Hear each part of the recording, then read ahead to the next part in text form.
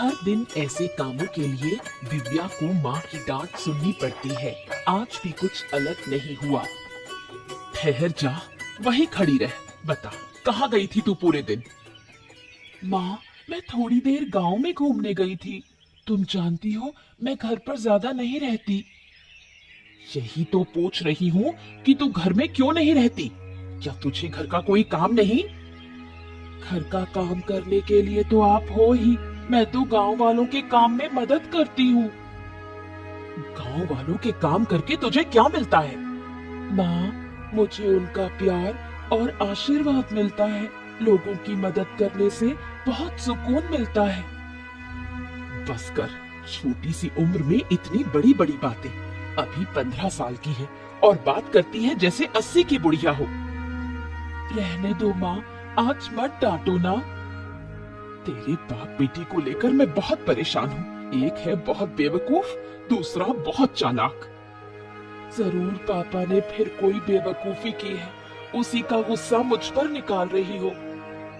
क्या करूं मैं? तू खुद देख घर की हालत। गांव के इतने लोगों की समस्या हल कर दी, अब तक पापा को ठीक नहीं कर पाई। क्या कहूँ, मेरी तो किस्मत ही फूटी है। तभी तो तेरे बाप के घर आई। अच्छा, अब मुझे खाना दो, बहुत भूख लगी है। दिव्या कभी अपनी माँ की बातों को गंभीरता से नहीं लेती। उसे गांव के अच्छे कामों में ही सुकून मिलता है।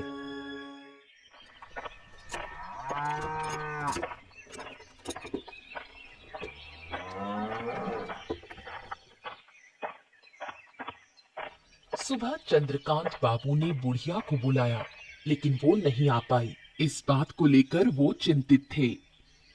क्या हुआ बुढ़िया? मैंने तो तुझे सुबह बुलाया था ना, तू अब आ रही है? क्या मेरी बात की कोई कदर नहीं है क्या? ऐसी कोई बात नहीं बाबूजी। दरअसल मैं थोड़ी परेशानी में पड़ गई थी। परेशानी में क्या हुआ था? मेरी रसोई की छत गिर गई थी, उसे ठीक करने में लगी रही। अच्छा, तो अब छत ठीक हो गई? हाँ हाँ हाँ, हो गई। मैंने बहुतों से मदद मांगी, लेकिन किसी ने नहीं की। तो फिर तूने अकेले ठीक की? नहीं बाबूजी, मैं अकेले नहीं कर पाई। जगदीश की बेटी ने मदद की।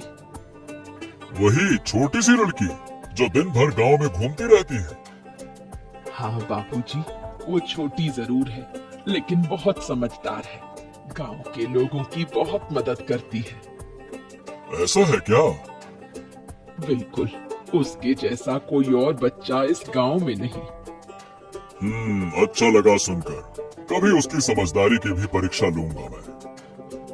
जरूर देखिए, बच्ची बहुत तेज है। जहाँ भी जाती है समाधान लेकर ही लौटती है। बुढ़िया की बात सुनकर चंद्रकांत बाबू को ईर्ष्या होती है। उसे अपनी बेटी देवांशी दिव्या के सामने बहुत छोटी लगने लगती है।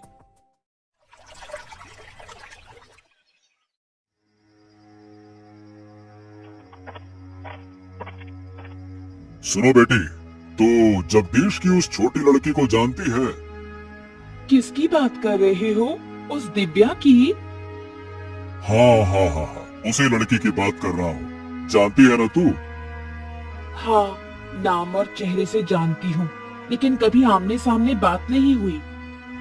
अरे बेटा, लोग कह रहे हैं कि वो बहुत ही समझदार है। पूरे गांव की समस्या वही लड़की हल करती फिरती है। क्या कह रहे हो पिताजी? ये कैसे हो सकता है? उसकी उम्र ही कितनी है? ऐसा है क्या? मुझे भी तो बड़ा अजीब ही लग रहा है, लेकिन जो कुछ लोगों से सुना है, अब देखो वो झूठ नहीं लगता। लोग उस लड़की की तारीफ कर रहे हैं। तारीफ कर रहे हैं कि क्या बात कर रही हो? ऐसा लग रहा है जैसे उसके गुणों का बखान कर रहे हैं। मैं भी देखना चाहती हूँ कि वो कितनी होशियार है। अब गरीब घर में जन्मी है, उसमें भला इतनी अकल आ कहां से गई? अगर वो मुझसे ज्यादा समझदार निकली तो उसे इस गांव में नहीं रहने दूंगी। इस गांव की सबसे समझदार लड़की सिर्फ मैं ही रहूंगी। ठीक है बेटी, अब देखो तुम गुस्सा मत करो।